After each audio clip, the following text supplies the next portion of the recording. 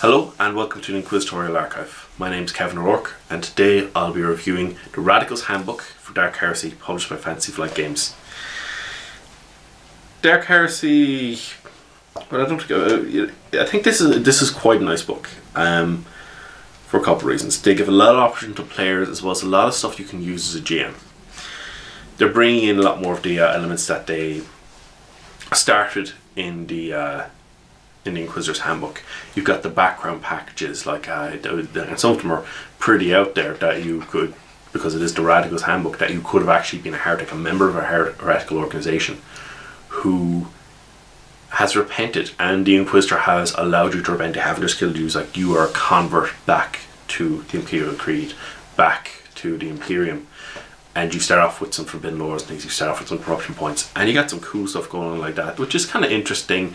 Usually the option of this book are they're only for certain types of games, or to play PCs. Like you're not really going to be mixing many elements with Sisters of Battle. That said, there are options for Sisters of Battle in here as well, to be like one of the characters from, I can't remember what the name of it is, but there's a Sister of Battle who she's got this ability to see corruption in people's souls and get visions and all this stuff. We've got an option for that, for something like that in this. They're quite odd. I had a PC in one of my games play one, and they were somewhat disgruntled when the rest of the ecclesiarchy wouldn't be particularly keen on her if they knew who she was. And in fact, a Puritan Inquisitor, one of the Puritan Inquisitor's acolytes, came swiftly after her to kill her, which is quite cool. The PC was like, well, why were they coming after me? I was like, well, you've got an enemy because you're noble-born and you chose this background package. It doesn't have to be another noble I send after you. Your noble birth's going to attract attention to some degree anyway. Plus, you were basically thrown out of Sisters of Battle because of this horrible thing you have as far as the Ecclesiarch is concerned. So, Modern Inquisitor did decide to send somebody after you once he tracked you down. You got some additional homeworlds. Most of these, well, these are really just augmentations for homeworlds that are Inquisitor's Handbook and the main book. Blighted Scholar are pretty interesting. They're basically that certain Inquisitors have faked the deaths of people who are supposed to be inducted to the Scholar Progenium, and they set up these Blighted Scholar, which are endearing to train people to be effectively good acolytes for their needs, to provide that these people who are trained. And one of the cool things you get with it is you get Forbidden Lore, Cults, Demonology, Heresy, Psychers, and Warp as a basic. So you can actually roll on it. But you end up with Corruption and Sanity points through your training. You've got Dark Holders, which is an augmentation for Voidborn, where basically you're in an ill omened ship. You get even more penalties to interactions this time, but like Voidborn, because they're like, whoa, you know, stay the hell away from us. You're from that ship. We're not dealing with you. Get away from us. They've got the Hive Mutant, which is pretty cool. I've used this one myself. A friend of mine was doing a one-off, and I used it. And you can choose the you can have go, okay. You can end up in a situation where you choose a few minor mutations, or you can end up. I believe it was this one I used, but you can choose basically, a mutation from the mutations list, or you can roll randomly twice. And I roll randomly twice.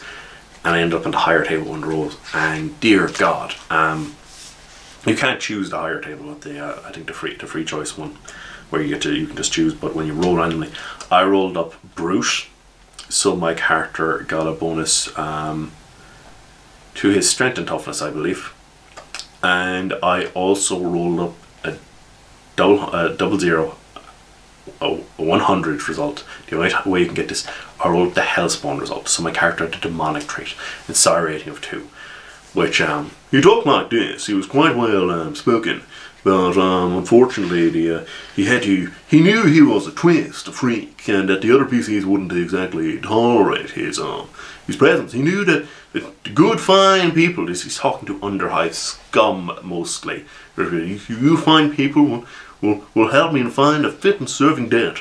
So I am serving in what little abominable way I can as a twist the God Emperor. Yes. The other PCs, the game was set on Trench, and the reason he hadn't sided with the other mutants who rebelled was that he saw the situation up. He was very calculating about these things. He said to him and said, I don't think you can win.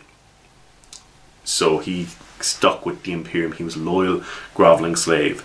He basically thought, because I'd rolled up the Hellspawn and stuff, like, as far as he was concerned, like, he didn't have a demon in him, but he had the demonic trait, which is pretty cool. So he was, he'd come up as a demon under detection. He was clearly horribly corrupted.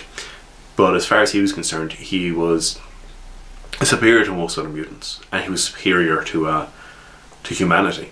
Like, he was above them, they were beneath him. However, they outnumbered him, and numbers counted for a lot. This wasn't a Dark Heresy thing. This is, the GM was using it as an introductory game for the Imperial, you know, kind of an Imperial Guard type game.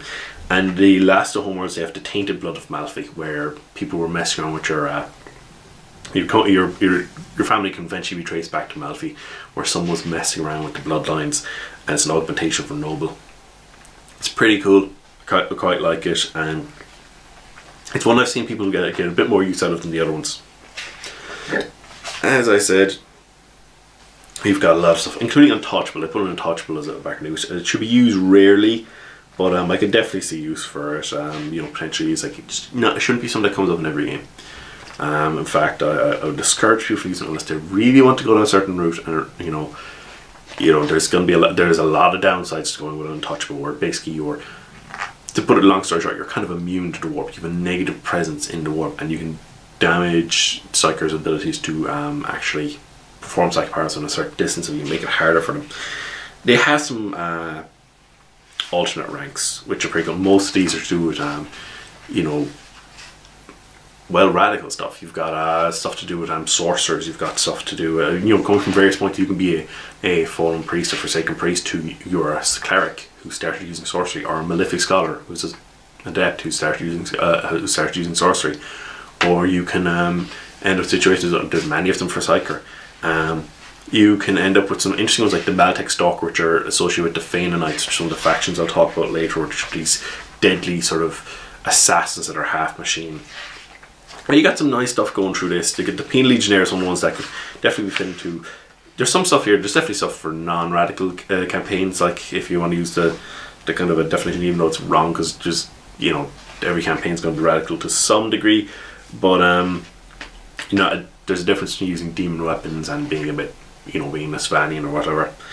The Penal Legion guy. I know a player of mine a player in one of my games who loves the Penal Legion guys. He's you've got the you got a lot of stuff associated with the different factions here, and then you've got the elite advances where you're a sworn radical, that kind of thing. So you can get, you know, to James' discretion, you've paid a certain amount of XP or something, you can get access to these things, which is pretty cool. You can get Forbidden Laws for your faction, stuff like that.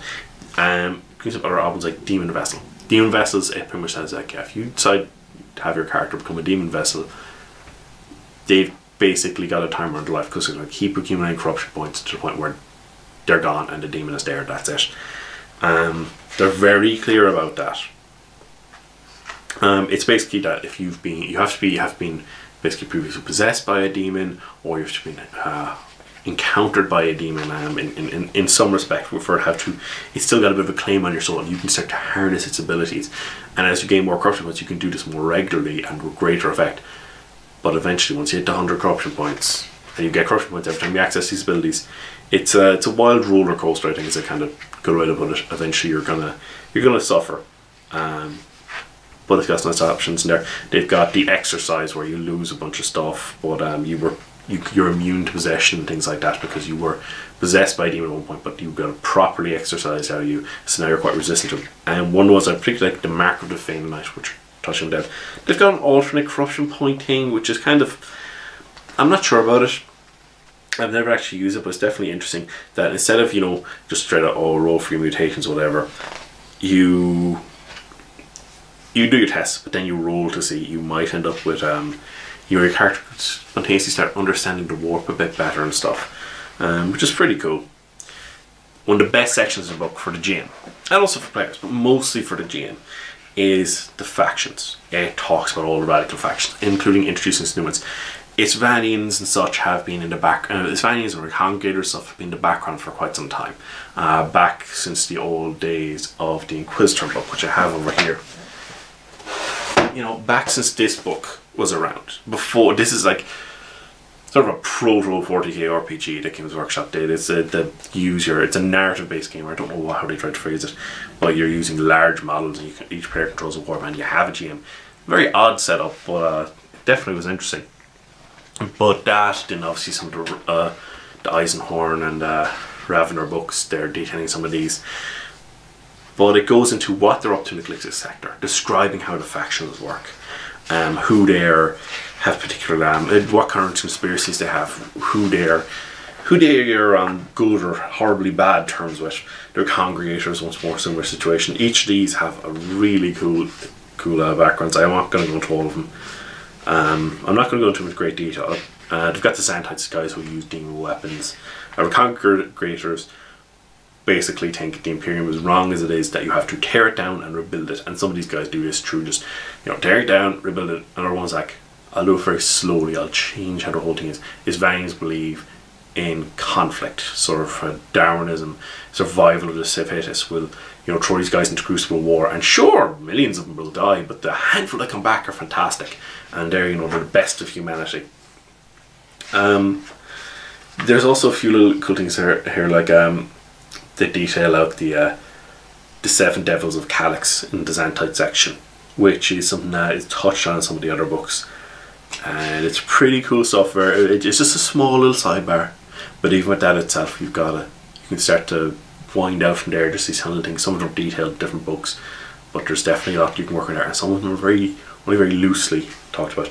There's Libracars, who are a radical version of Amelatans, who basically, they want to preserve the Imperium as it is. There shouldn't be any change. However, they see corruption everywhere, and they are really hardcore after corruption. They will just destroy huge swathes of stuff to purify it. The Ocularians, who are an odd bunch who believe in using divinations, and they let divinations guide a lot of what they do, and they use various forms. So it gives a nice section about different kinds of divination, including linking them with the Eldar Farseers. That a lot of them are quite fascinated and interested by them.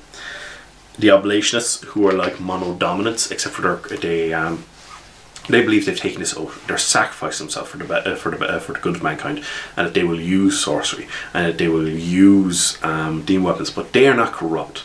They believe that Xanthites are corrupt because Xanthites, they don't follow their path, and Xanthites are fools to think they can truly masters. They know they are corrupt and damning themselves, but that they can do good for humanity, and that they will be able to resist it long enough to great amounts of good, and they will watch each other. The Monodominants, they believe, the Monodominants are a fine, upstanding organisation, but they're a bit naive about how they think they can really sort out this stuff. The PCs, I think the Oblationists and the Monodominants are two factions that I find it difficult to run long-term games with them. The Monodominants themselves, of course, hate the Oblationists because they use demon weapons. They're just as bad as Xanthites, and Xanthites hate them because they're like monodominants, except for they don't even have a foot to stand on. They're like, wait, you're coming out to me because I'm using a demon weapon, but you're using a demon weapon. You're saying I'm wrong because I'm not a member of your faction. Okay, yeah, you're just an idiot. And the Phainanites. The Phainanites I really like. They're one of my favourite radical factions. This group was so corrupt that they were excommunicated, and they were stamped out. And they've got a cool thing introduced in their entire background. They're very tied in with the Calixis sector, that they're wiped out from they originated in Phaenon, and they're attached to Lord Rogue Trader and Lord Inquisitor and Rogue Trader. He held both titles.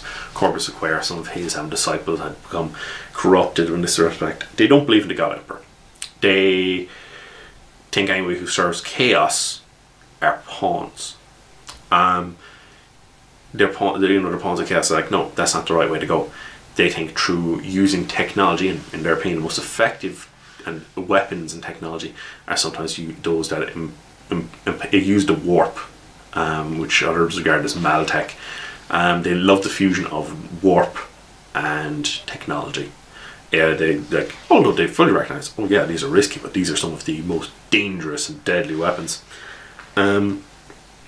They were eventually stamped out because they basically wanted to take over the galaxy. Not for the Imperium, they wanted to set up a new order where they were on top and they were crushing, you know, everyone beneath them, including, you know, they wipe out the aliens, whatever, go nuts.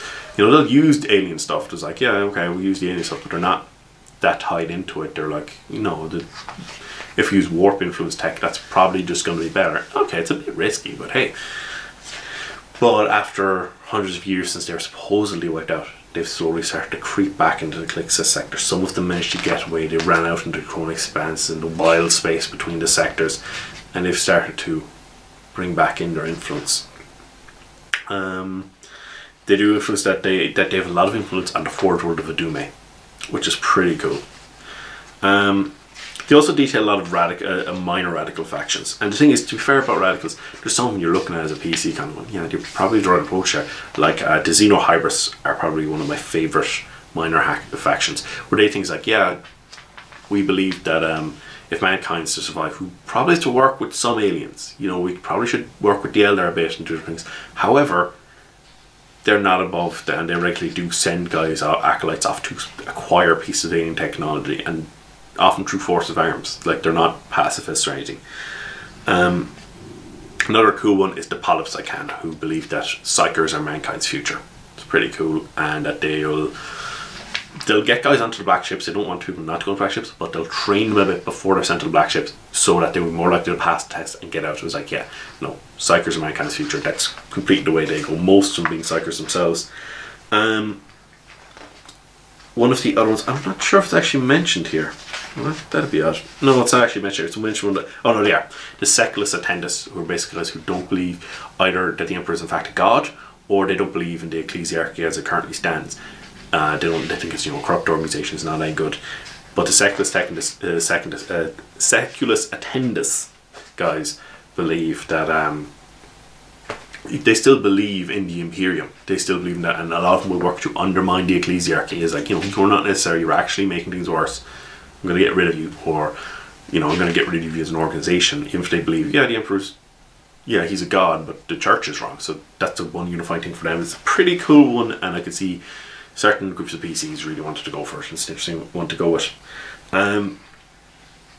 They have some cool sections going on how to get additional, you know, more radical resources, like hiring Xenos mercenaries and details in various Xenos mercenaries, or forbidden libraries of how to gain access to them, what kind of things you need to do, what kind of lores you need to have to even know about them.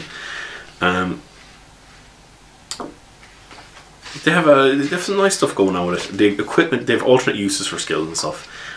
They have a nice equipment section and a little bit of extra psychic powers, which by and large are pretty cool. Like, you can chameleon line combat armor, so you've got, instead of just saying chameleon line cloak, you can put chameleon line on the armor. I know the video's running long, so I'll try not to take too much longer. But you end up with some very nice stuff with these guys here. I quite like their equipment. Yeah, the picked fly is in this book, which is pretty cool for 1,000 Thrones. This little fly you can send off, and you can use as kind of a flying camera kind of type thing.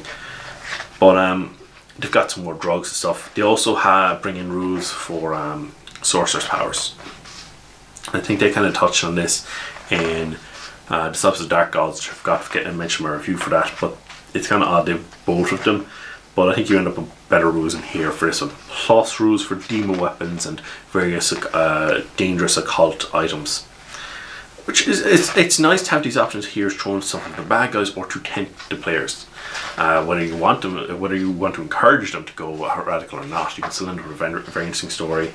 Some additional stuff on Demon Host, and one of the sections I really like, because, you know, you've seen I do like Defending Knights.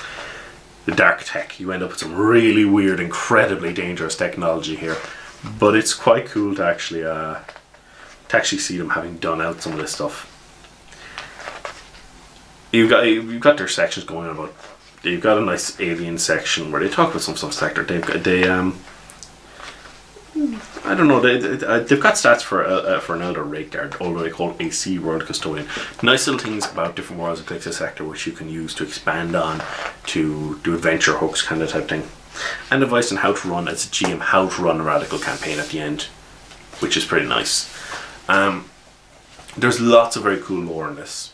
There's lots of things that get you interested in how you could run a different type of campaign, especially if you run a a more straight-laced campaign before, and you want to do something different with the PCs. So this has a lot of use. I think, like, I'm planning on using some of this information for my own war game at some stage, or at least I'm playing around with the idea, and I'm hoping that it will be of use anyway. And I know I've gotten a lot of use out of it before. It depends what way you want to go. If you have no interest in playing and having a game where the PCs are playing, guys who aren't Puritans, there's only a limited amount of this book for you, but you can still have great information for the bad guys, you know, the other Inquisitorial agents who work for a different Inquisitor. So those are my thoughts on this book. It's not essential, but I think the information you get with it for GMing is quite good. There's only so much they can fit in the core book, and they're just trying to give you the basic stuff in the core book. This really gives you a lot more information on these different factions, which can pop up in different books a bit, but it's a very good basic one if you want to have these guys, whether you want to encourage PC sporadicals and or you want to have them as bad guys. But I'll leave it there. I hope to see you again. Goodbye.